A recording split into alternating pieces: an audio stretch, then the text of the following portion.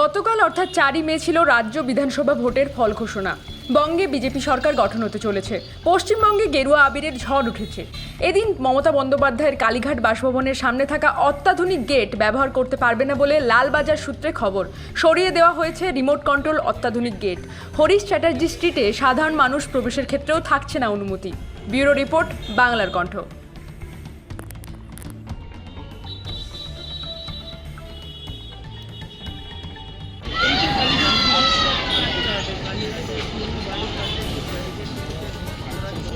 এই যে কালীঘাট ব্রিজ এটা আমরা অডিট আমাদের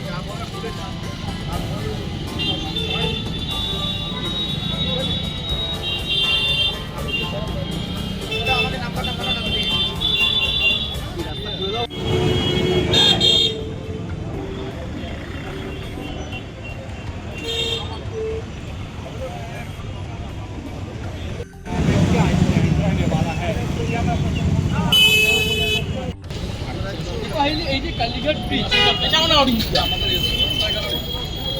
কোথায় ঢুকে যাও